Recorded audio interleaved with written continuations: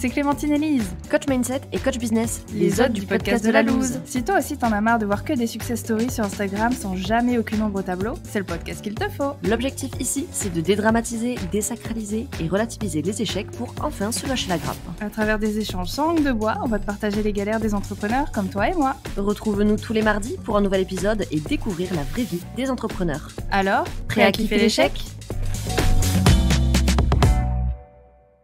Alors, aujourd'hui, dans le podcast de la loose, nous recevons Larissa, mentor et formatrice pour les infopreneuses badass, qui souhaitent faire sortir la carte bleue de leurs prospects en étant pleinement elles-mêmes et à travers des contenus magnétiques. Larissa, bonjour, comment vas-tu ? Bonjour, très bien, trop contente d'être là avec vous. Merci beaucoup pour cette invitation. Avec grand plaisir. Alors avant de commencer ton interview et de rentrer dans le vif du sujet, on propose un petit jeu à tous nos invités. Donc c'est un système question-réponse. Il faut soit répondre par oui, soit par non. On ne demande pas d'argumentation, sauf si tu as envie, bien sûr. Et le but, c'est que tu répondes du tac au tac en étant la plus honnête et transparente possible. Est-ce que c'est OK pour toi ? J'adore les jeux. Allez. OK. Allez, première question. Est-ce que tu as déjà envoyé un mail sans la pièce jointe ? Oui. Est-ce que tu as déjà posté une boîte à questions sur Instagram et obtenu 0 réponse ? Oui. Est-ce que tu as déjà fait une faute d'orthographe dans un mail, un post, enfin peu importe ? Oui. Est-ce que tu as déjà envié, jalousé ou peut-être même détesté une personne parce qu'elle réussissait pendant que toi tu galérais à faire tes trucs ? Oui. Est-ce que tu as déjà eu le syndrome de l'imposteur ? Oui.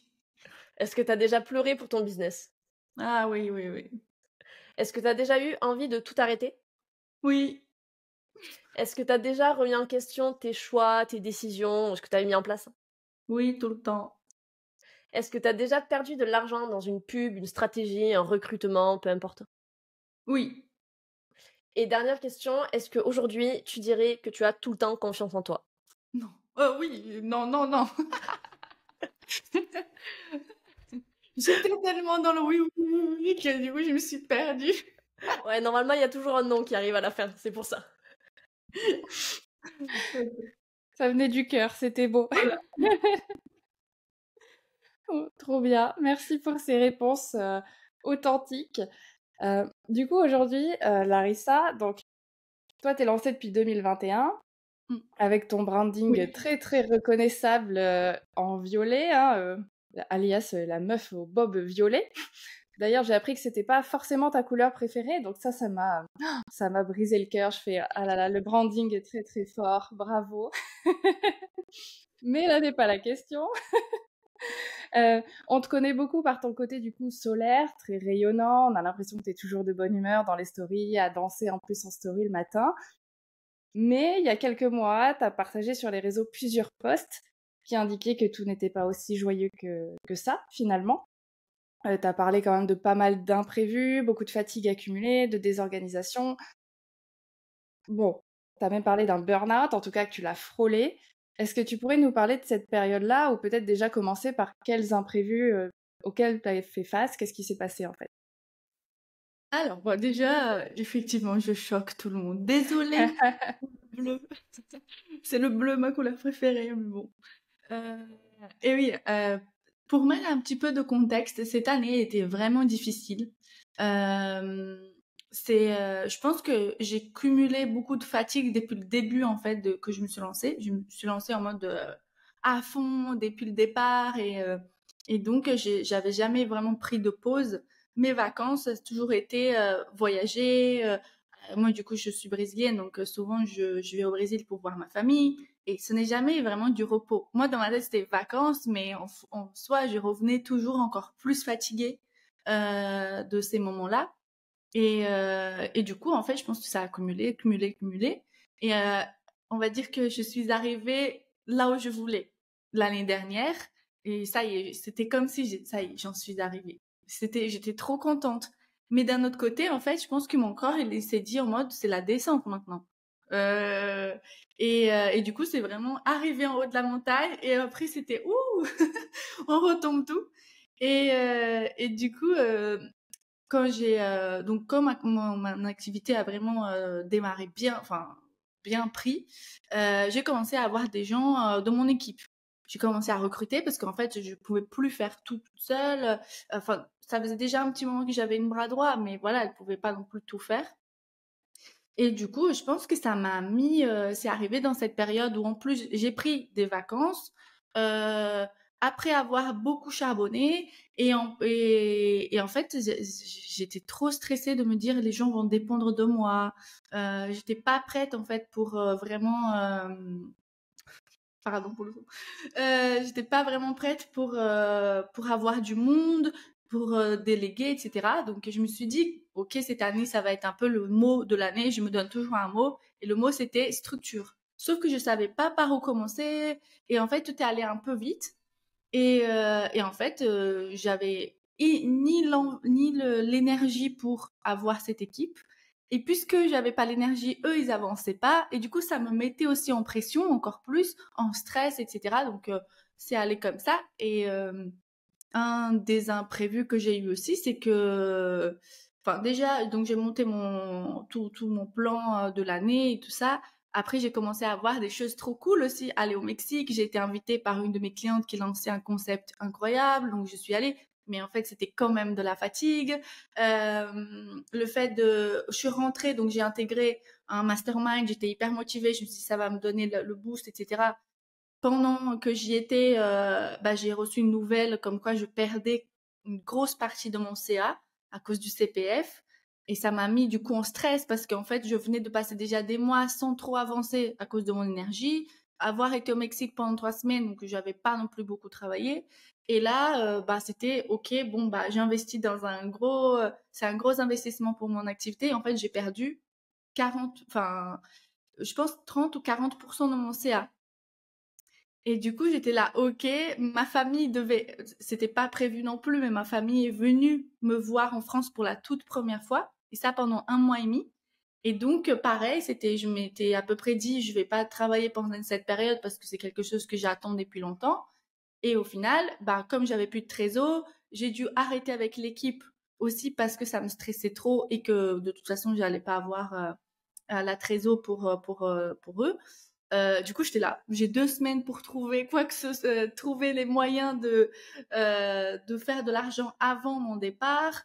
Le fait que ma famille soit venue, j'étais hyper heureuse. Mais mine de rien, ça prend beaucoup de temps, beaucoup d'énergie, être à droite, à gauche, devoir tout organiser. Donc ça aussi, ça m'a pris d'énergie. Et en fait, avec tout ça, en juin, du coup, quand ils sont rentrés et que du coup, je me suis dit, ça y est, maintenant, je peux me remettre à mon activité, mon corps, il a lâché. Et je suis restée 1 mois, quasiment, même plus, au lit, sans quasiment pas bouger. Je pouvais rien faire. J'avais l'impression que mon cerveau était déconnecté. Moi, j'ai un cerveau, je marche très vite. J'ai une info là, je la relie à ça, puis à ça, et j'ai lu ça, et tout va très vite dans ma tête. Et là, non, rien ne fonctionnait. J'étais bloquée. Je pouvais pas faire quoi que ce soit.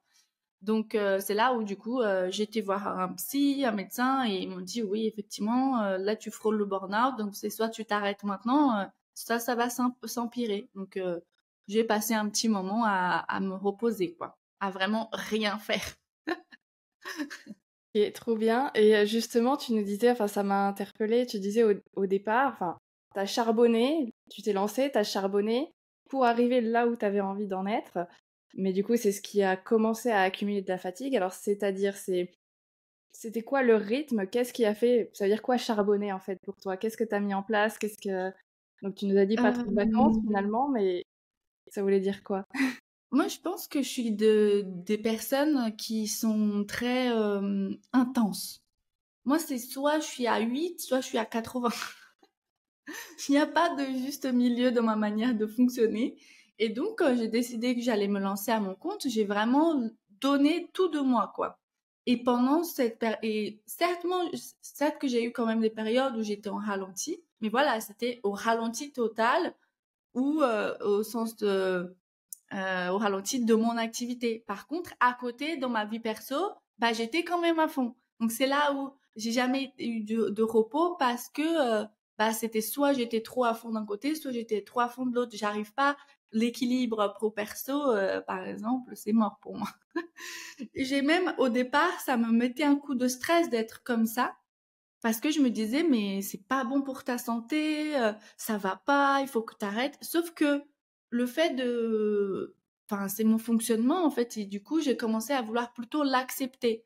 Il faut juste que j'accepte que pendant des périodes, j'ai envie d'être à fond, et c'est comme ça que je marche, et qu'il y a des périodes, en fait, où j'ai pas envie d'être à fond, et là, en fait, je fais rien, au lieu de vouloir faire aussi beaucoup de l'autre côté.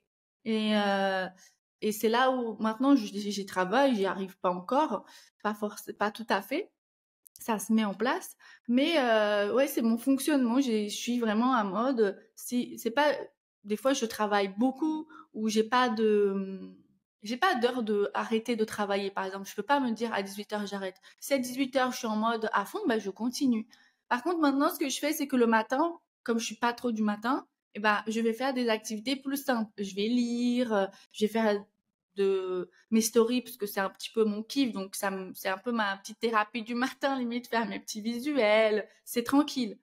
Et après l'après-midi, quand ça y est, mon niveau d'énergie est remonté, bah je me donne à fond, mais je me dis bah si je suis à fond jusqu'à ce soir, je suis à fond jusqu'à ce soir. Si j'ai un coup de barre, bah du coup je m'arrête. Ok, ça marche. Ouais, donc en fait, c'était tout ou rien. Si je comprends bien, c'était tout d'un côté. Si c'est à fond dans le perso, c'est rien dans le pro. Inversement, Ouais. il n'y a jamais d'entre le milieu, en fait, de je vais faire un petit peu de ci, un petit peu de ça. C'est compliqué pour toi, en tout cas, de mettre ça en place Mm, au départ, en carrément. tout cas. Ok, ça marche. J'aimerais bien qu'on aborde un petit peu la période, justement, tu vois, entre le moment où tu as atteint ton objectif, là où tu voulais être, etc., et le moment où tu arrives au burn-out, donc toute cette période-là. Tu nous as parlé donc de recrutements qui n'ont pas été forcément très concluants. Alors, est-ce que c'était des salariés? Est-ce que c'était des freelances? Comment ça s'est passé pour toi d'un point de vue opérationnel, mais aussi d'un point de vue émotionnel, personnel? Tu vois, comment les mois qui se sont découlés, tu les as vécus? Qu'est-ce que tu as ressenti? Est-ce que tu t'es posé certaines questions à certains moments, ou est-ce que tu t'es mis des œillères complètement en disant non, je fonce parce que je sais faire ça, et Inch'Allah on verra ce qui se passe après, quoi. En fait, j'ai toujours senti que c'était pas la bonne décision. Qu'il fallait pas que je délègue, enfin en tout cas pas comme ça, pas à ce moment-là. Mais en fait, je l'ai fait plus par je pensais que c'était ce qu'il fallait faire, dans le sens où tout le monde fait ça, tout le monde dit qu'il faut faire à un moment donné. Ça y est, je suis arrivée à ce moment-là, et ben du coup, j'ai pas le choix que de le faire. Mais au fond, ça a toujours été, je le sentais que ça va pas fonctionner, ça va pas marcher, c'est pas la bonne décision, mais j'ai pas voulu écouter. Et après, j'avais déjà un petit peu délégué quand même un peu avant sur certains projets. Et certains s'étaient bien passés, d'autres pas forcément. Donc, je me connaissais aussi au niveau des personnes. Donc, quand j'ai voulu plus déléguer, bah, moi, j'avais quand même fait l'effort de choisir des bonnes personnes. Je me disais, en fait, j'ai quand même, j'ai mis en place certaines choses pour valider les profils, etc. Donc, j'avais des personnes super bien. Et ça me rassurait beaucoup. Et je pense que si c'était pas l'histoire du CPF ou de la perte, j'aurais peut-être pu continuer. Je me disais, là, ça m'apporte pas ce que j'aimerais que ça m'apporte, mais c'est pas grave, c'est le temps d'adaptation. Je me suis aussi je suis pas au top dans ma manière de faire, mais ça va arriver. Mais je savais que dans mon énergie, c'était pas le bon moment, quoi. Et en fait, peut-être que si j'avais pas eu cette perte de CA, ben j'aurais continué et finalement c'est peut-être pas la bonne décision non plus de continuer. Quand j'ai dit à tout le monde que j'arrêtais, donc ils ont été hyper compréhensibles, etc. Quand j'ai dit ça, et c'était que des free par contre, c'était pas en CDI. Quand j'ai dit, ils ont pris un prix et en fait c'est dingue à quel point je me suis retrouvée bien moi aussi, en mode ça m'a enlevé une charge mentale énorme. Et en fait, j'ai retrouvé cette impression d'être libre dans mon business. Parce que le fait d'avoir monté une équipe, du coup, je me disais, bah, en fait, tous les matins, il faut que je leur dise enfin les directives, il faut que je suive en fait les projets, il faut que je fasse telle chose puisque la personne doit avancer sur ça, ça, ça, ça. Et en fait, ça me dit, bah, je suis pas libre. Des fois, j'ai pas envie. Comme je dis, je suis un peu intense. Donc, si des fois, j'ai pas envie, j'ai pas envie. Et ça me forçait à devoir le faire alors que j'avais pas l'énergie pour. Et je pense que c'est surtout ça qui me prenait, en fait, enfin, qui me chargeait, mentalement. Ouais, parce que tu nous disais que t'étais déjà pas trop forcément structurée pour toi. Donc c'est Mm. vrai que si t'as du mal à te structurer toi et que derrière tu dois en plus structurer pour d'autres personnes avec cette pression de bah ils attendent quelque chose de ta part. En gros, ils avancent pas si toi tu donnes pas les directives, enfin les indications. Du coup, tu t'es rajouté en fait cette charge mentale tout en sachant que ça te correspondait pas et que c'était juste suivre un petit peu la tendance entre Tendance. guillemets de ah il faut déléguer hein, c'est si tu veux on en parlait dans un autre épisode mais scaler ton business que ça évolue encore plus et tout si tu veux être un vrai bon chef d'entreprise il va falloir déléguer sinon t'avanceras pas quoi. C'est Est-ce que ça. t'as eu cette peur là justement de pas avancer si tu déléguais pas? J'avais surtout peur en fait d'être en burn-out. Pour le coup, c'était quelque chose qui déjà me faisait peur et je me disais, je ne peux pas continuer à tout faire. Je n'ai plus l'envie de tout faire.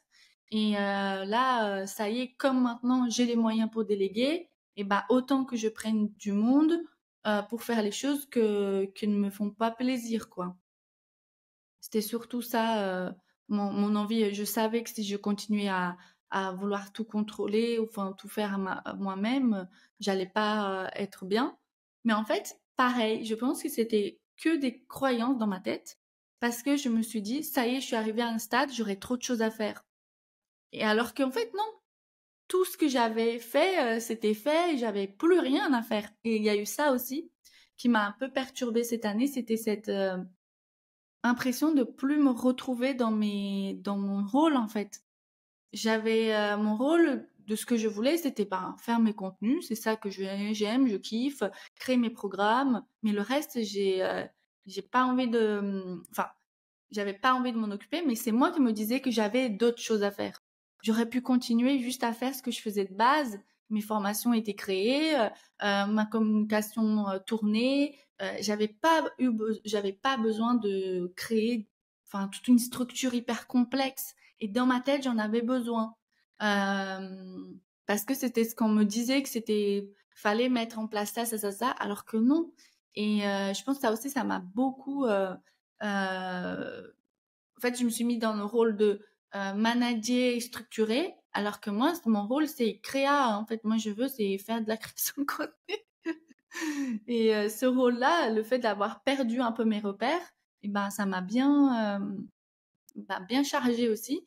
Et c'est quand j'ai arrêté avec tout le monde, que j'ai repris un petit peu là, après toute cette période, que j'ai recréé en fait vraiment une image de qu'est-ce que mon entreprise aujourd'hui, ce dont j'ai vraiment besoin, et c'est quoi mon rôle, et qu'est-ce que j'ai vraiment envie de faire là-dedans. Et oui, là maintenant, je peux déléguer parce que j'ai conscience du travail des autres et j'ai conscience du mien. C'est hyper intéressant ce que tu dis. J'ai eu la conversation avec une amie il y a pas longtemps qui me faisait la remarque que là, en ce moment, c'est la mode de justement scaler nos business, intégrer des masterminds, chercher la performance, aller toujours plus loin, toujours plus haut, toujours plus fort. Et que bah, dans le discours des gens qui vendent ça, et enfin, c'est pas une critique, hein, chacun fait son marketing comme il veut, bah, en fait, on te poussait vraiment à aller dans cette voie-là, alors qu'en fait, il y a tout simplement des gens qui n'en ont pas envie, qui n'en ont pas besoin, et qui veulent juste rester solo dans leur petit monde avec peut-être 2-3 prestats ponctuellement pour des missions voilà, très courte durée, et qui n'ont pas envie de partir dans ce délire-là, entre guillemets, de créer un empire. Et ce qui est fou, c'est que ben, en fait, il y a beaucoup de gens qui se laissent avoir par cette tendance-là, donc je pense que tu en as fait partie. Et je me demandais aussi, du coup, le fait d'avoir atteint donc là où tu voulais être en début d'année, est-ce que ça t'a pas aussi causé une espèce de perte de sens? Une fois que tu as atteint là où tu voulais être, qu'est-ce qu'on fait après, quoi? Est-ce que tu t'étais posé sur, ben, ok, à partir de maintenant, je veux aller où, dans quelle direction, avec qui? Ou est-ce que ces réflexions-là, tu les as eues qu'après tout l'épisode burn-out, fatigue, etc.? J'avais quand même une certaine vision, mais oui, je pense qu'il y a eu aussi ce manque de challenge, et je me suis rendu compte plus tard. En fait, c'était pas le manque de sens, parce que le sens, je l'ai. J'avais ma vision, mon envie, etc. Mais j'avais surtout le manque de challenge. Et je suis vraiment quelqu'un qui marche un peu comme ça. Et ça, j'ai retravaillé là, il y a quelques mois, mes nouveaux challenges. Et du coup, oui, ça m'a beaucoup plus boosté. J'avais l'impression que du coup, c'est con, mais que c'était facile. Que... Et c'était dingue parce que je fais mes bilans tous les mois. Et tous les mois, j'atteignais mes objectifs. Et voilà, je dépassais souvent mes objectifs même. Et en fait, c'était limite, c'était la routine. Et du coup, je me disais, ok, tu sais, il n'y a pas de surprise, il n'y a pas de... Et en fait, je pense qu'au bout d'un moment, je me suis dit, ça y est, j'en suis arrivée là, c'est trop bien, je suis trop contente, trop fière de moi. Mais c'est simple, quoi. Il n'y a pas quelque chose qui me motive. Et peut-être que c'est ce manque de challenge, de motivation qui m'a fait quand même prendre la décision de, vas-y, je vais créer une équipe. Et comme ça, on va pouvoir bien structurer les choses, que la boîte soit vraiment hyper bien cadrée et que ça tourne, etc. Sauf que, ben, en fait, c'était pas vraiment ça mon envie au fond. C'était pas le challenge dont j'avais besoin, quoi. Ouais, en fait, donc t'as réussi à arriver. Alors déjà, c'est quoi là où t'avais envie d'être? Parce qu'on dit ça depuis tout à l'heure, mais c'était quoi l'objectif déjà premier? Et après, je poserai ma question, mais déjà, c'était quoi cet endroit? J'avais trop envie déjà d'être vue par, enfin, avoir cette place d'experte et d'être un peu l'évidence des personnes. Aujourd'hui, j'en suis l'évidence de par les stories, on parle de Larissa, on parle de branding violet, etc. On parle de moi et c'était un peu mon envie, quoi. Je voulais que les gens me reconnaissent et que ils m'associent à quelque chose. Ils m'associent à une compétence clé et que du coup aussi au niveau du CA ce soit régulier, que j'ai des ventes régulières, que j'ai pas à me dire ben en fait je sais pas c'est quoi c'est quoi le CA que je vais avoir ce mois-ci. Moi je sais, je veux tel CA, je sais ce que j'ai à faire. Et si je le fais, je les ai parce que aussi j'ai une communauté et c'était aussi mon envie, c'était avoir une communauté tellement forte que j'ai et la communauté Instagram que est super et qui est toujours là, mais j'ai aussi ma communauté de clientes. J'avais atteint un certain nombre de clientes à qui je sais que ce socle-là, je peux revendre facilement.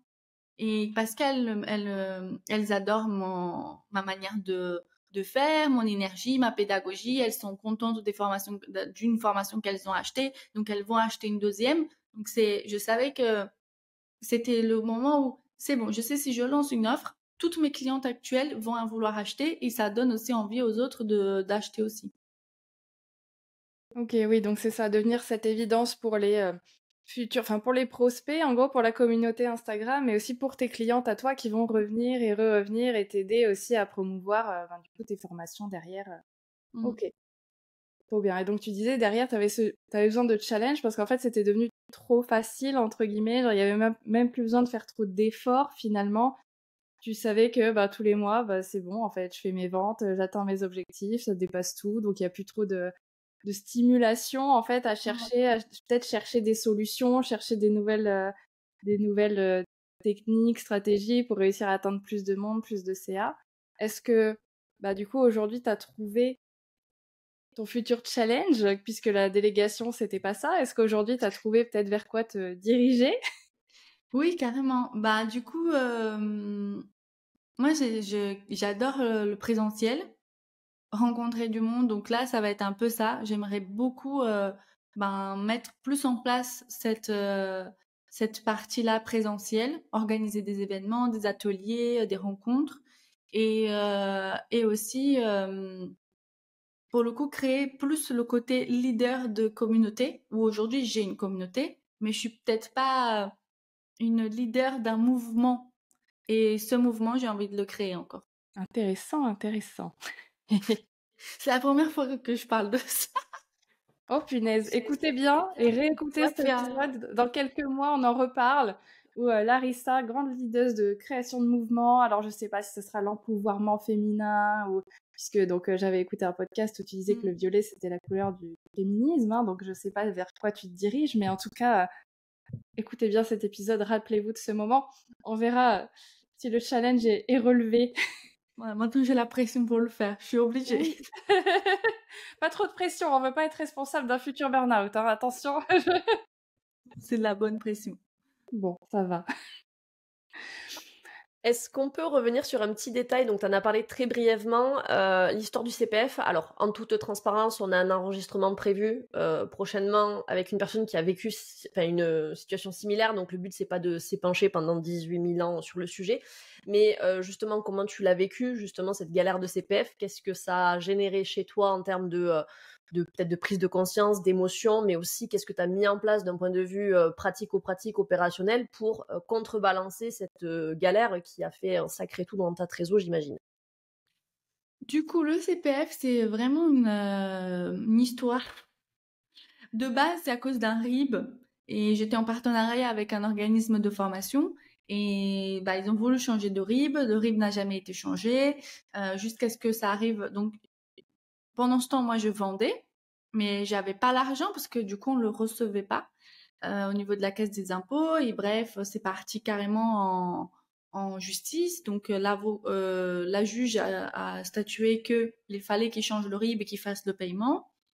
Sauf que du coup, la caisse des impôts a mis un contrôle sur du coup l'organisme de formation, mais un contrôle sur les 2 dernières années, alors qu'elle venait de faire déjà un contrôle sur une vingtaine d'élèves et que tout allait bien. Sauf que du coup, ça faisait tellement de mois qu'en fait son business à elle, enfin l'organisme de formation était déjà asphyxié. En fait, il y avait plus personne il y avait pas de trésor pour déléguer justement comme elle faisait avant. Elle était aussi enceinte, donc une période de beaucoup de stress pour un début de grossesse. Donc il y a tous les éléments ont fait que du coup c'était pas possible de faire ce contrôle. Donc elle a déposé le bilan. Donc nous bah du coup on n'a pas reçu l'argent qu'on devait recevoir. Donc on a été plusieurs. Moi, j'ai perdu plus de 40 000 euros. Donc, en fait, c'était 40% ou 30-40% des ventes totales de ce que j'avais fait pour Story Magnétique. Donc, ça représentait quand même une grosse part de mon salaire, parce qu'en plus, c'est ma formation que je vends le plus. Et du coup, c'était une trésor que je me disais, bah, dès que je l'ai, je mets de côté. Et justement, ça va me permettre, pendant que ma famille est là, bah, de faire tourner le business parce que c'est bon, j'ai assez de trésor. Et au final, quand j'ai appris ça, c'était 2 semaines juste avant que ma famille arrive. Donc, c'était un peu un moment très stressant. J'ai passé un week-end à pleurer carrément tellement c'était horrible. Et que d'un côté, mais ça m'a mis un challenge. Je me suis dit, vas-y, maintenant, c'est à toi de te prouver tes compétences, quoi. Et justement, bah, du coup, j'ai créé 3 nouvelles offres. Une offre pour un challenge que j'avais déjà fait au tout début de mon activité. Genre, ça faisait 6 mois que je m'étais lancée, que j'ai créé ça. Donc, j'ai un peu retravaillé ça. Je l'ai vendu en faisant quelques stories. Je pense 3 stories. J'avais le nombre de personnes que je voulais. Je crois que j'ai fait avec ce challenge 5 000 euros. Après, j'ai fait un bêta test du coup pour ma future formation que je devais sortir, que j'ai juste avancé les dates. Et pareil, comme je savais que c'était quelque chose que les gens attendaient, c'était une bonne occasion. J'ai refait, je pense, les 5 000 euros en faisant 2-3 stories. Et après, j'ai créé une prestation de service où en fait, je me disais, bah au moins celle-là, c'est du CA plus important, mais moins de clientes à trouver. Donc là, j'ai trouvé 2 clientes sur cette presta. Et du coup, ça m'a fait au total, bah oui, 15-20 000 euros, 15, je pense 15, que sur ces 3 offres. Sur les 2 semaines que j'avais. Et du coup, je me suis dit, bon, bah ça y est, au moins j'ai moitié de ce que j'ai perdu. Et maintenant, il faut trouver le reste. Bon, après, au final, j'étais plus dispo. Mais aujourd'hui, avec ces actions plus, bah là, je vais mettre en place d'autres choses. Par exemple, là, j'ai fait une promo en été que j'étais pas censée faire de base sur Story Magnétique, justement. Pareil, j'ai eu tant de, je crois que j'ai fait 13 000. Donc, à rajouter au ceux d'avant, je suis à quasiment ce que j'ai perdu, quoi, avec ces actions. Donc, pour moi, en fait, l'argent se fait Donc, c'est toujours possible d'y aller. Ça m'a beaucoup touché le fait de perdre ce truc parce que c'était un moment important, on va dire, enfin, que je voulais pas avoir à travailler ni à me stresser. Mais d'un autre côté, c'était aussi un moyen de me dire, t'as les compétences, tu vas te challenger, tu vas y arriver. Et en fait, le fait que tu montres que tu y arrives, ça donne aussi envie aux gens de te faire confiance. Et derrière, je me suis dit, ça t'enlève comment dire, un lien vers quelque chose qui ne dépend pas de toi. Tu ne sais jamais sur le CPF qu'est-ce qui va se passer, comment ça va se passer. C'est un argent qui t'appartient pas forcément jusqu'à ce que tu es sur ton compte. Et même après, parfois, ça arrive que des personnes doivent redonner puisque du coup, ils ont décidé ainsi. Donc, au final, je me suis dit, c'était pas plus mal que de plus avoir ça parce que en fait, moi, aujourd'hui, je dépends que de moi. Et pour le coup, je retrouve une certaine liberté. Le fait d'avoir un CPF, c'est toujours, ouais, on sait pas en fait comment ça va avancer. Peut-être que le gouvernement demain il va dire vous avez plus le droit. Et en fait, si ton business est basé dessus, bah tu te retrouves vraiment dans le mal, quoi. Et comment tu fais pour avoir ce déclic qui te dit, bon, ben, maintenant, je vais me sortir les doigts de là où je pense et je vais charbonner encore plus pour rattraper cet argent, plutôt que de te dire, bon, ben, c'est bon, ma vie est fichue, je me roule en boule et je pleure toutes les larmes de mon corps jusqu'à la fin de ma vie, tu vois. C'est quoi le moment de bascule? C'est quoi le petit truc qui te fait passer à l'action, tu vois? Bah, j'ai eu le moment, je lâche tout et comme j'ai dit, j'ai pleuré pendant tout un week-end. Vraiment, j'étais pas bien du tout. Et après, c'était de toute façon, je me disais, j'ai pas le choix. Parce que là, ma famille arrive pendant 1 mois et demi. Si j'attends, en fait, plus tard, j'aurai pas la trésor pour faire tourner mon business. Enfin, je pourrais pas me payer, quoi.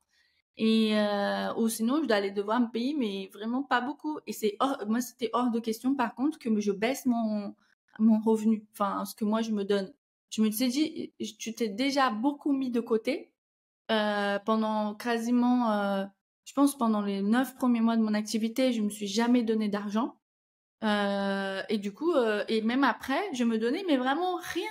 Des fois, je déléguais, je donnais plus aux autres qu'à moi. Et du coup, c'était déjà beaucoup d'un travail dans ma tête de me dire non, mais tu le mérites et c'est ton travail, c'est à toi de gagner plus. C'était hors de question que je réduise ça. Et je pense que c'est ça en fait qui m'a pas mal motivée. Je me dis en fait t'as pas le choix, il faut le faire, sinon tu vas devoir te payer moins. Tu vas pas pouvoir faire ce que tu as envie avec ta famille alors que tu attends ça depuis 15 ans. Voilà quoi, c'est le moment, tu as envie de leur faire plaisir aussi. Il te faut de l'argent. T'as dit un truc qui était vachement intéressant. T'as dit, ça a été un gros travail dans ma tête déjà d'estimer que je le mérite, que c'est mon argent et que c'est mon travail et que je le mérite. C'est-à-dire qu'avant, tu pensais que tu le méritais pas tant que ça. Enfin, c'est quoi le travail que t'as dû faire? En fait, c'est plus en mode, c'est trop d'argent pour quelqu'un qui vient, enfin pas quelqu'un qui vient de commencer dans le sens. En fait, je me comparais. Moi, je viens d'une famille qui est très, enfin, qui n'a pas trop de moyens.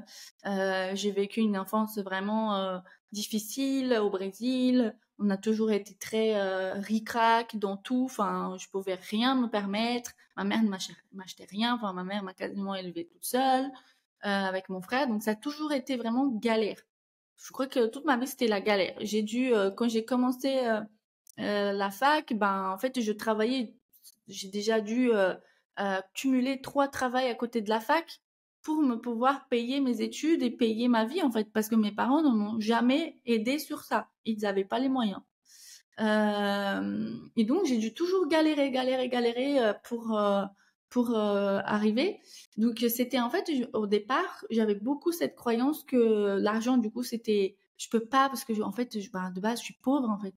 Et je peux pas gagner d'argent, genre, c'est limite, qu'est-ce que je vais dire? Je vais avoir honte devant ma famille. C'était trop bizarre de le dire, c'est complètement absurde. Mais dans ma tête, c'était ça. Je peux pas avoir de l'argent, quoi. C'est pas moi, c'est pas ma famille, c'est pas d'où je viens. Et du coup, ce déclic, j'ai mis longtemps à avoir de me dire, mais si, en fait, aujourd'hui, il y a une phrase qui m'aide beaucoup, que je me dis, t'es pas venu d'une famille prospère, mais une famille prospère viendra de toi. Moi, j'ai envie que mes enfants vivent autre chose. et j'avais besoin de me couper de ça. Et en fait, quand cette période, je me disais, bah en fait, ça va, je peux vivre avec 1200 euros, 1500 euros. Il y a plein de gens qui vivent comme ça, ma famille vit comme ça, j'ai pas besoin de plus. C'était pas en mode, je le mérite pas, mais c'était plus, j'en ai pas besoin. Et alors que, bah, si j'en ai besoin, je peux pas être dans la galère et à compter mes centimes à la fin du mois, tous les mois. J'habite à Paris, j'ai un loyer parisien, donc, bah, du coup, j'ai augmenté petit à petit. Est-ce que tu as eu l'impression, est-ce que c'est possible que tu aies eu l'impression au départ de je vais trahir ma famille en gros si je gagne plus d'argent en fait parce que Exactement. Genre, on va pas être dans le même cercle, en gros. Enfin, je sais même pas trop expliquer, mais oui, il y avait cette idée de je vais trahir ma famille. Ok. Et du coup, elle a réagi comment, ta famille, quand tu as commencé à bien gagner ta vie? Parce que l'entourage, c'est important. Elle a Je réagi leur en comment? parle, je leur en parle pas, mais non, Ouais. mais en fait, c'est plus mon père, par exemple, ça a toujours été difficile. Enfin, je l'aime de tout mon cœur mais on a toujours une relation un peu difficile. Et et par exemple, ben, le fait que ce soit moi qui gagne de l'argent et que je suis une fille, au Brésil, on a une croyance, enfin, il y a encore beaucoup cette culture machiste en fait. Et du coup, il m'a jamais pris au sérieux. Et du coup, même si je le disais des fois, il me prenait pas au sérieux. Et en fait, c'était ok.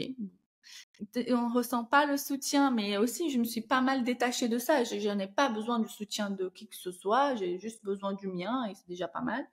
Euh, Par contre, le fait que là, il soit venu en France, il a vu un peu comment ça fonctionnait, etc. Là, du coup, ça a changé quelque chose. Et je pense que maintenant, il prend plus mon business au sérieux. Il comprend peut-être pas ce que je fais, mais il le prend peut-être plus au sérieux. Et donc ça, j'en suis contente. Mais voilà, je suis pas à parler forcément de ce que je gagne, de ce que je fais, de ce que je génère avec mon entreprise, quoi. Ok, ça marche, merci. Ouais, il a peut-être pris conscience justement que bon, il y a quand même quelque chose qui se passe. Bon, après, les parents, ils comprennent jamais ce qu'on fait, hein, donc Non, ça, ils c'est comprennent, ça, ils c'est peu comprennent importe jamais. l'origine, peu importe le délire, ils savent jamais trop ce qu'on fait, mais bon, c'est pas grave, on leur en veut pas trop, mais ok, Voilà, c'est ça. ça marche. Donc du coup, bon, tout ça se met en place, tu commences à retrouver ta liberté parce que tu dis finalement la délégation que ça s'arrête, tu retrouves de la liberté. Le CPF, finalement, c'est aussi couper un lien avec quelque chose auquel tu dépendais finalement, et ça peut être un peu gênant. Donc tu retrouves ta liberté, ça commence à aller mieux, mais finalement, donc en juin, juillet, quand même, tu nous dis, enfin juin, c'est là que ton corps te lâche. Donc t'as dit que t'as rien fait, t'as plus rien fait, c'est-à-dire, enfin, qu'est-ce qui s'est passé en fait? C'est arrivé comme ça du jour au lendemain? Qu'est-ce que... Ouais, j'avais trop cette envie de me remettre à travailler. En plus, en soi, j'adore mon travail. Donc, en plus, ça me manquait de ne plus être là. Surtout que j'avais du coup passé 3 semaines au Mexique. À mon retour, j'étais allée quasiment une semaine en rencontre dans un mastermind. Donc, j'étais pas vraiment en travail. Et juste après, du coup, j'ai eu ces 2 semaines où j'ai dû travailler en mode à fond pour ensuite, après, passer 1 mois et demi sans travailler. Donc, on a que ça faisait longtemps déjà que j'étais pas mal au ralenti au niveau de mon activité et que ça me manquait quand même d'avoir une petite routine et tout. Mais en fait, mon corps, je me réveillais, j'avais mal partout. J'étais, je me levais, je faisais un truc, j'étais fatiguée. J'avais envie juste de dormir, les messages, ça a aussi été moi, j'ai jamais été du genre à envoyer des messages, je discute jamais. Mes potes, ils doivent me dire, mais elle, elle est horrible. Je prends pas de nouvelles, j'envoie jamais de messages. Et ça, depuis toujours. Et en fait, le fait aussi d'avoir beaucoup de sollicitations, ça me crée beaucoup d'angoisse. Et en fait, je voyais des messages, je voyais des mails. En fait, je bloquais. Genre, je procrastinais comme jamais. Et ça me stressait, donc j'allais faire autre chose. Donc, j'allais dormir. J'avais envie de rien. Vraiment, c'était ça. Je me sentais vide. Vide de tout, vide de motivation. Je faisais que pleurer. Je pleurais tous les jours. C'était vraiment une phase compliquée. Après, je pense que le pire, ça c'était du coup en juin, mais finalement j'ai accepté. Je me suis dit, Larissa, tu viens de vivre trop de mois des hauts et des bas. C'est OK si tu passes encore un mois, pour le coup, à te reposer. Arrête de croire que parce que tu as voyagé, tu t'es reposé. C'est pas du repos. Donc, va te reposer. C'est pas grave. Donc, je l'avais accepté. Donc, c'était OK par exemple, vraiment, je crois que je travaillais une heure par jour, même pas selon les jours, mais quand j'avais quand même des choses un peu urgentes à faire, bah, du coup, je prenais 1 ou 2 heures et je faisais ça et c'est tout. Et après, je passais ma journée au lit. Et sauf que le pire, je pense, c'était en juillet. Parce que juillet, j'avais toujours pas retrouvé ma forme. J'étais là, mince, merde, alors je sais pas quoi faire d'autre. J'avais l'impression de me mettre, enfin, reposer et tout, mais il y avait des périodes où ça y est, je sentais que mon énergie revenait, je pouvais faire 2, 3 trucs. Je me mettais, et puis en fait, rien après. Et le lundi, j'étais à fond, bah, le mardi, rien encore. Et c'était vraiment instable. Et, euh, et c'est d'ailleurs un mois où j'ai quasiment pas généré de CA pour la toute première fois depuis mais super longtemps. Et du coup, j'étais là, ah ouais, quand même, genre là, je sens que tous ces tous mes efforts, ils, ils s'étouffent, enfin, j'aime bien dire dans ma formation, il y a un effet boule de neige. Bah, mon effet boule de neige, ça y est, il se stompait petit à petit. Donc, en jouant encore, ça allait parce que j'ai fait 2, 3 trucs, mais là, plus rien. Enfin, en jouant, je crois d'ailleurs que j'ai pas fait de séance en jouant. Parce que du coup, j'avais rien fait. Donc, ça s'étouffe. Et du coup, en juillet, bah, j'ai quand même créé une offre pour remonter un peu. Mais à côté de ça, c'était des hauts et des bas au niveau de mon énergie. Donc, c'était assez compliqué. Mais petit à petit, du coup, j'ai retravaillé au niveau de mes challenges, de ce que j'avais envie, de mon organisation. J'ai recommencé à déléguer aussi. Mais du coup, avec des personnes que je sentais que c'était la bonne décision et j'ai structuré aussi, comme j'ai dit, la manière de faire, les actions et tout ça. Et du coup, ça me booste quand même. Donc là, on est en fin août, donc ça fait qu'un mois. C'est tout récent. OK et du coup, donc ça ouais, c'est très récent, ça fait un mois et demi que tu es en train de reprendre un petit peu, les rênes. Donc tu as recommencé à déléguer, mais avec des personnes un peu mieux sélectionnées peut-être, en tout cas qui vont plus dans la vision, que tu as pour ton business. Qu'est-ce que tu as mis en place d'autre personnellement, alors peut-être dans ton perso justement, pour prendre soin de toi, te reposer puisque tu voyais que de toute façon, juste dormir en fait, c'est pas efficace? Qu'est-ce que tu as fait pour, prendre soin de toi personnellement? Du coup, en fait, je pense que c'était aussi ça, en fait. En juillet, je me suis dit, vas-y, je vais revenir maintenant, c'est le moment et tout, nickel. Ben, mon copain, à ce moment-là, il n'était pas bien non plus. Et du coup, c'était début juillet, il a, pareil, quasiment frôlé le burn-out et tout. Et il a démissionné. Donc, c'était aussi ça qui m'a... Voilà, c'est trop de changements d'un coup. On peut pas arrêter, je veux juste avoir une routine normale. Arrêter avec vos imprévus dans l'année, j'en peux plus. Et bon, après, c'était quand même une bonne nouvelle. Et je pense que ça m'a motivée aussi, le fait que ça y est, c'est un nouveau départ. Donc on est parti de Paris, tout s'est fait hyper vite. On est parti de Paris. On a des plans du coup pour l'année prochaine parce que c'est ce qu'on voulait faire depuis longtemps et qu'en fait on faisait que repousser. Euh, donc ça me remet encore une fois, même dans ma vie perso, ça me remet du challenge. Et du coup, je suis là, ah, et ça va être bien, j'aurai plein de trucs à faire que j'aime. Et, euh, et maintenant que j'ai de la clarté aussi de comment la structure que je veux vraiment pour mon activité, comment elle doit tourner, bah du coup c'est plus simple à gérer.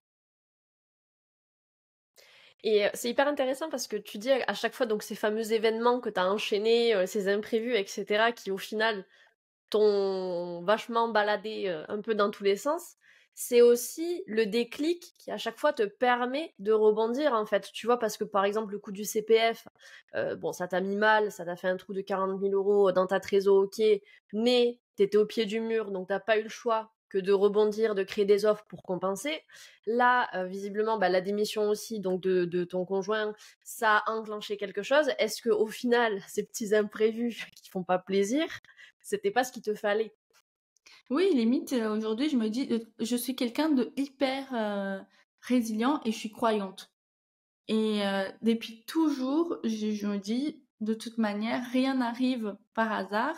Si Dieu m'a mis sur ce chemin, c'est parce qu'il y a quelque chose à en tirer. Donc, à chaque fois, peut-être que je me dis, mince, ça me fait peur, mais j'ai toujours cette conscience de me dire, c'est pas forcément négatif. Aujourd'hui, tu sais pas pourquoi ça t'arrive. Souvent, on se dit pourquoi moi, oh mince, pourquoi maintenant. Et en fait, moi, je me dis, tu sais pas, mais tu fais juste confiance. Dieu sait où il te met et qu'est-ce que ça va t'apprendre. Et plus tard, tu vas peut-être te dire merci, heureusement que ça s'est passé.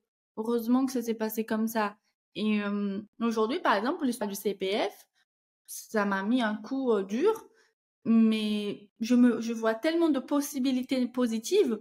Aujourd'hui, hein, j'ai un super bon storytelling à raconter ici. Je pourrais en faire des posts sur le sujet. Je suis sûre que ça aiderait, enfin, ça pourrait m'apporter beaucoup. En fait, au final, si je m'en sers de la bonne manière, est-ce que ça va pas plus m'apporter de ce que ça m'a pris? Et ça, je me le pose comme question tout le temps. Et comme je vous ai dit, je pense assez rapidement, donc j'ai toujours eu cette mentalité de solution.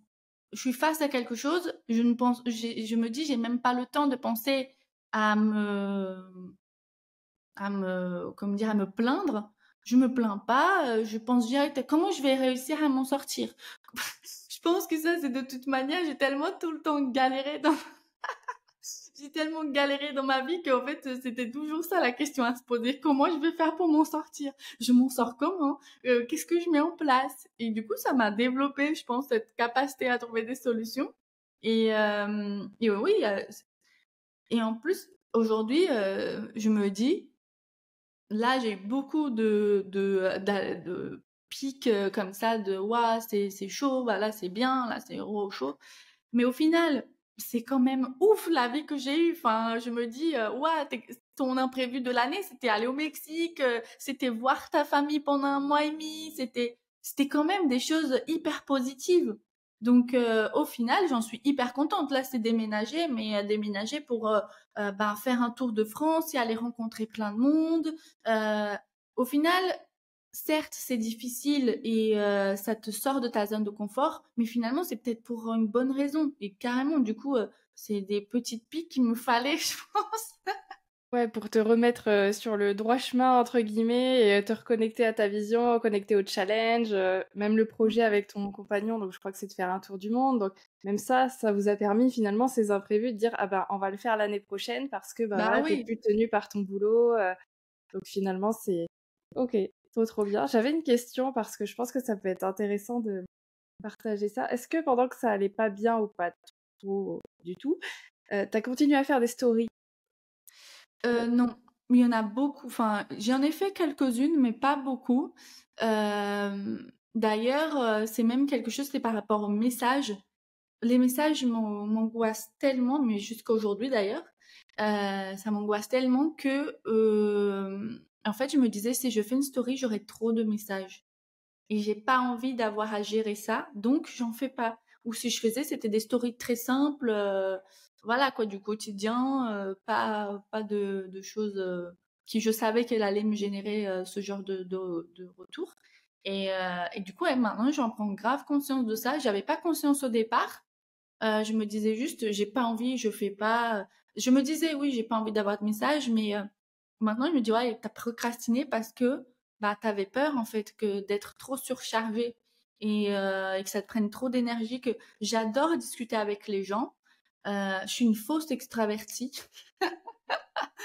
Moi, j'ai besoin de d'être toute seule. Je kiffe être toute seule et c'est comme ça que je me remets quand je suis avec mes pensées et que voilà, je chiale un bon coup dans mon coin et ça y est, je me sens mieux.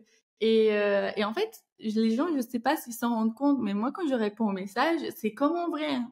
je rigole vraiment, genre je suis vraiment comme ça, ou si je trouve ça choquant, ça, mon énergie, même via les messages, j'en donne pour de vrai. Et du coup, ouais, c'était, j'aime ça, mais je pouvais pas me le permettre.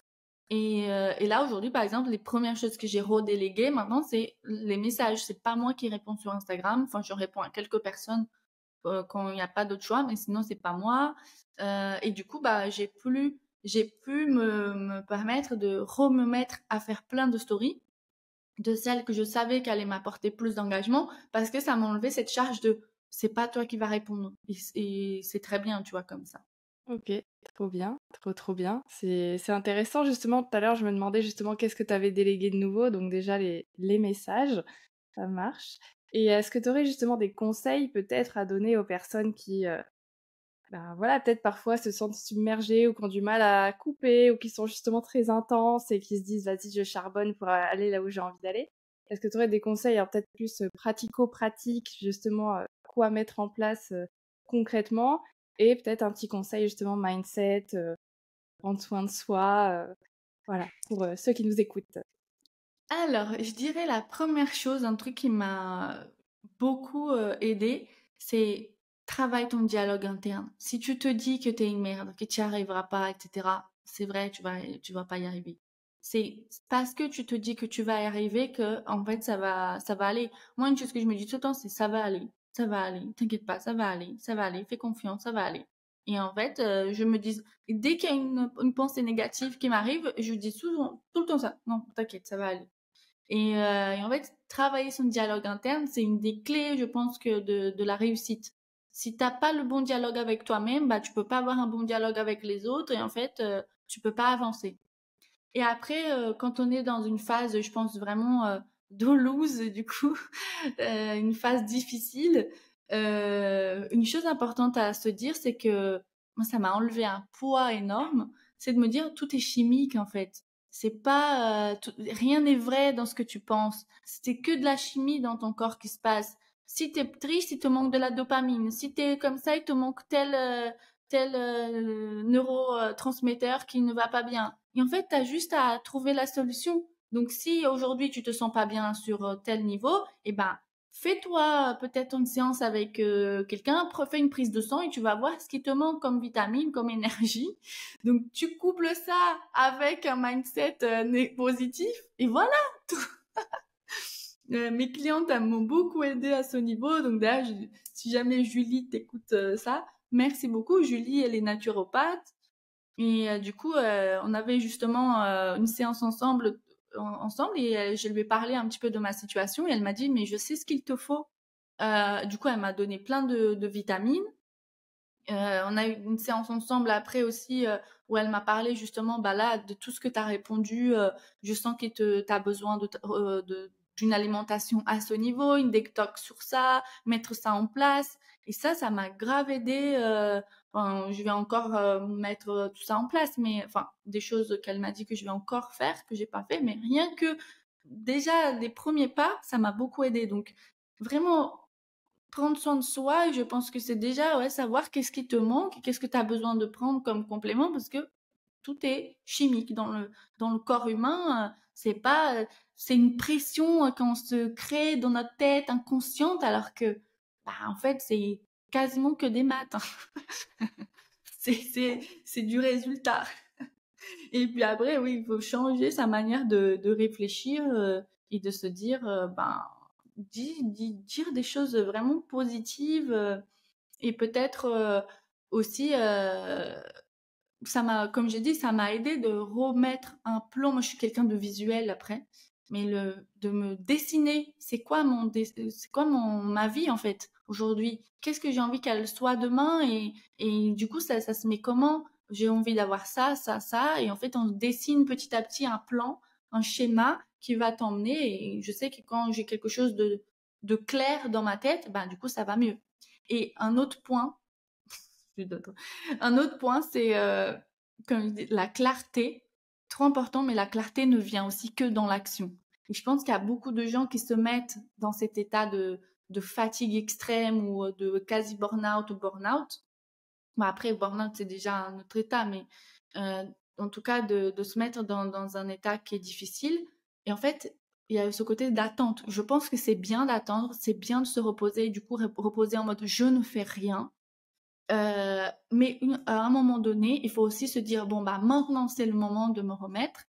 Au départ, ça va être peut-être des hauts et des bas, mais c'est dans l'action. C'est plus on fait, peut-être un tout petit peu, mais plus une action un jour, une autre un autre jour, une autre un autre jour, et ça va venir petit à petit. Moi, c'est dingue et c'est pas que cette fois-là, hein, c'est plein de fois où j'ai été justement dans ces retours de vacances où j'étais fatiguée ou etc. Et je me disais ouais, ça va pas être possible. Et en fait, je me disais non, mais c'est dans l'action que la clarté vient. Donc mets-toi en action, fais quelque chose et petit à petit, tu verras. C'est intéressant parce que tu as quand même fait le lien, enfin, tu as bien expliqué, il y a le discours interne, quand même, et le corps. Genre, tout est Ouais, lié, tout est intéressant tout est de lié. prendre en compte, et c'est pas que juste le discours qui va tout changer. Des fois, c'est juste, comme tu dis, très chimique, il te manque des choses, t'as peut-être voilà, un manque de fer ou tout ce que tu veux. Va prendre un peu le soleil, ça te fera du bien aussi. Aller marcher, peut-être. Enfin, il y a plein de choses à mettre en place, outre enfin, le discours, outre le business, les croyances, etc. Enfin, c'est vraiment un tout qui va faire que derrière, en plus, tu es capable de passer à l'action parce que tu as un peu plus aussi d'énergie pour le faire, je pense. J'avais mis un jour tout ça, enfin une capture d'écran de mon écran d'accueil sur mon téléphone pendant cette période où j'avais vraiment t'es fatigué, enfin t'es stressé, va marcher. Tu te sens pas bien, va lire. Tu t'as des pensées négatives, fais ça. Enfin toute une liste et en fait à chaque fois je regardais mon téléphone, je dis oui là en ce moment je suis de cette manière, fais ça. Et du coup je faisais l'action qui allait. Et oui, il y a des fois où c'est l'action, c'est prendre un complément alimentaire, c'est manger d'une telle manière, c'est manger tel type d'aliment. Et en final, c'est les deux sont, enfin oui, de toute manière, oui, ils sont hyper liés, quoi. Mais c'est bien de le dire et d'en parler parce que souvent, quand on est dans ce genre de phase où il y a rien qui va, où c'est un peu la cata, etc., le premier réflexe qu'on va avoir, c'est de, un, s'auto-flageller parce qu'on n'est pas capable de travailler, et deux, ça va être de trouver des solutions vraiment opérationnelles, marketing, pour essayer de relancer la machine, etc. Sauf qu'en fait, comme tu l'as très bien dit, la première des choses à faire, c'est prendre soin de soi, c'est accepter de se reposer s'il y a un besoin, accepter de changer quelques habitudes pour se remettre en forme ou quoi que ce soit. Et après, une fois que là, on est au clair là-dessus, là, on peut passer sur quelque chose de plus concret, de plus actionnable, d'un point de vue business, hein, tout simplement, pour petit à petit se relever de ce genre de loose ou d'échec qu'on pourrait traverser. Trop bien, trop bien. Bah super, je pense qu'on est pas mal. Est-ce que Larissa, t'aurais un petit mot de la fin à nous dire ou on est bien là? Non, c'est très bien. Je pense que j'ai déjà dit pas mal de choses. Je pense que c'est pas mal complet. Ouais, je pense que ça va aider. Et je pense que c'est important aussi d'avoir ce genre de discours justement de personnes qui sont solaires, rayonnantes. En tout cas, qu'on a l'habitude de voir justement. Ça fait aussi partie de ton branding, mine de rien, d'être dans la joie et la bonne humeur et de voir que oui, il y a ça, parce que ça fait partie de toi évidemment, mais que toi aussi tu traverses des moments où ça va pas du tout, où voilà, tu vas t'enrouler dans ton plaid et pleurer toutes les larmes de ton corps parce que c'est la merde et ça t'arrive aussi. Et que... Tout beau temps connaît les jours gris. Donc... Oh, c'est beau! Oh, c'est beau! Ça je sera me le dis titre des de fois, l'épisode. je Tout me beau, dis, mais carrément! des fois t'es solaire, et puis des fois il y a des jours où c'est du gris, où c'est de la pluie, et après le mauvais temps, il y a toujours le beau temps, ou je sais pas quoi. Ouais, ouais. Les petites citations approximatives. Non, mais c'est ça! Voilà. Après le mauvais temps vient la cerise sur le gâteau, donc voilà! Ah, exactement. Non, mais en tout cas, merci beaucoup Larissa pour ce témoignage. Je sais que c'est pas toujours forcément évident de parler de ces sujets dont on parle pas forcément tous les jours. Donc merci beaucoup d'avoir répondu à nos questions. Merci à vous, c'était un plaisir. Et puis évidemment, on te retrouve sur Instagram. J'ai failli oublier, mais Larissa Lorenzoni, voilà, tout attaché, il me semble, hein, c'est bien ça. Ouais. Voilà, on met les liens dans la description dans tous les cas. Merci, à très vite. Merci Merci. beaucoup. Si l'épisode t'a plu, partage-le à tes potes en galère et dis-nous qui tu aimerais découvrir sur ce podcast. Nous, on se retrouve la semaine prochaine. Et rappelle-toi, c'est pas parce que t'as la loose que t'auras pas de flouze. #DropTheMic.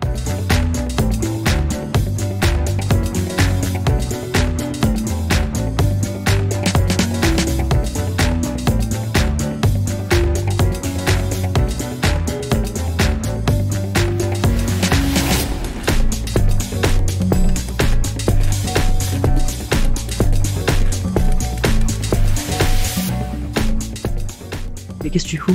T'es encore là?